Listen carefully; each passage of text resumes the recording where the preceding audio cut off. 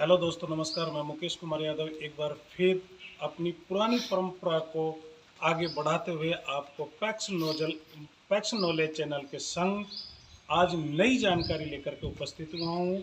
और आज हमारा जो विषय है वो रहेगा कृषि विभाग के द्वारा दी जाने वाली तार फेंसिंग या तारबंदी की जानकारी। इसमें हमारे साथ शिरकत करेंगे कृषि पर्यवेक्षक श्री वेद प्रकाश शर्मा जी। तो आइए मिलते हैं इनसे, श्री वेद प्रकाश शर्मा जी से। हाँ जी शर्मा जी। हाँ जी, सभी किसान भाइयों को मेरा नमस्कार। मैं वेद प्रकाश शर्मा, कृषि विभाग से वरिष्ठ कृषि पर्यवेक्षक। आज आपको तारबंदी योजना की जानकारी देने जा रहा हूँ। इसका अधिक से अधिक किसान भाई फायदा लें। देखिए किसान भाइयों, सबसे पहले तारबंदी क्यों की जानी चाहिए, इसके बारे में अगर अपन जाने तो तारबंदी का मुख्य उद्देश्य ये है कि आप जो अपनी खेती की जो फसल है उसको आवारा पशुओं, नीलगाय या जंगली जानवरों से बचाएं। इसके लिए तारबंदी करवाई जा रही है। सरकार की तरफ से इस पर अनुदान है, जिसकी जो भी प्रक्रिया है मैं आपको विस्तारपूर्वक बता रहा हूँ। सबसे पहले देखिए, जो किसान के लिए इसकी पात्रता क्या होनी चाहिए। तो इसमें सभी प्रकार के किसान, चाहे वो सामान्य श्रेणी का हो, चाहे लघु श्रेणी का हो, चाहे सीमांत श्रेणी का हो, सभी प्रकार के कृषकों को इस पर अनुदान दे है। इसमें 3 कंडीशन पर किसानों को पात्रता मानी जाती है। जैसे कि सबसे पहले है, अगर कोई व्यक्तिगत रूप से किसी किसान को तारबंदी करवानी है और उसके पास करीब करीब एक जगह 1.5 हेक्टर 6 बीघा ज़मीन होनी चाहिए, जिसके लिए वो पात्र माना जाएगा। इसके बाद दूसरा, समूह में अगर कोई तारबंदी करवाना चाहे तो उसमें कम से कम 2 किसान या अधिक कितने भी किसान हो सकते हैं, और कम से कम 1.5 हेक्टर ज़मीन 6 बीघा ज़मीन हो, ज़्यादा चाहे ज़मीन कितनी भी हो, तो वो समूह में तारबंदी योग्य माना जाएगा। तीसरा, सामुदायिक श्रेणी का में तारबंदी के लिए कम से कम कृषकों का समूह 10 किसानों का समूह होना चाहिए, और उसमें ज़मीन की जो पात्रता है वो कम से कम 5 हेक्टर 20 बीघा ज़मीन होनी चाहिए। ज़्यादा चाहे ज़मीन कितनी हो, चाहे किसानों की संख्या अधिक हो, तो उनको पात्र माना जाएगा। तो इस प्रकार के जो किसान पात्रता किसान है वो अपनी तारबंदी की पत्रावली ई मित्र के माध्यम से ऑनलाइन करवा सकते हैं।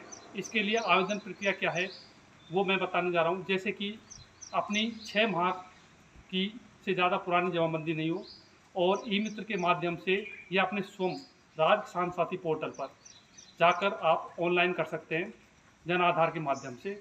और जो पटवारी के द्वारा इसमें एक जगह का ट्रेस नक्शा कम से कम 6 बीघा ज़मीन का बनवाया हुआ हो, और बाकी की ज़रूरी जो कागज़ है वो स्कैन अपलोड करके और आप ई मित्र पर ऑनलाइन आवेदन कर सकते हैं। बात आती है जो इसके तारबंदी की अनुदान की क्या प्रक्रिया है, अनुदान कितना है। तो देखिए किसान भाइयों, सबसे पहले जो व्यक्तिगत रूप से किसान है, जो जो 6 बीघा ज़मीन है और एक खुद अपने स्तर पर अगर तारबंदी की व्यक्तिगत रूप से तारबंदी ऑनलाइन करवाता है, तो उसको मैक्सिमम 400 मीटर तक अनुदान दे है, जिसपे इकाई लागत का करीब करीब 50% या अधिकतम 40,000 रुपये तक अनुदान दे है। यदि व्यक्तिगत कृषक तारबंदी में अगर लघु या सीमांत कृषक पात्रता है उसकी, तो उसे लगभग ये माना जाए उसको इकाई लागत का 60% या अधिकतम 48,000 रुपये अनुदान दे है। इसी प्रकार समूह में कृषक को लगभग 40,000 रुपये समूह में अगर कोई किसान ऑनलाइन करवाता है तो उसे एक कृषक को 400 मीटर तक 40,000 रुपये अधिकतम अनुदान दे, इकाई लागत का 50%। अगर लघु सीमांत की श्रेणी में आता है तो उसे 48,000 रुपये, इकाई लागत का 60% अनुदान दे। और इसी प्रकार जो किसान सामुदायिक श्रेणी में अगर ऑनलाइन कराते हैं तो उसमें सभी श्रेणी के कृषकों को लगभग इकाई लागत का 70% अनुदान या अधिकतम 56,000 रुपये तक का अनुदान दे है। तो इस प्रकार पात्र किसान ई मित्र के माध्यम से पत्रावली ऑनलाइन करा के और अनुदान का फायदा ले सकते हैं।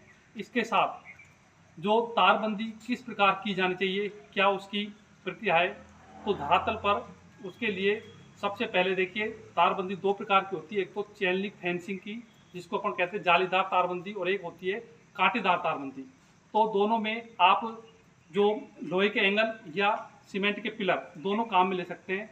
जो दो पिलरों की आपसी जो दूरी होगी वो करीब करीब 15 फीट की दूरी होगी, और जो पिलर की ऊंचाई होगी वो 1.80 मीटर होगी, जिसका नीचे फाउंडेशन 0.30 मीटर का होगा और ऊपर 1.50 मीटर की उसकी ऊंचाई होगी।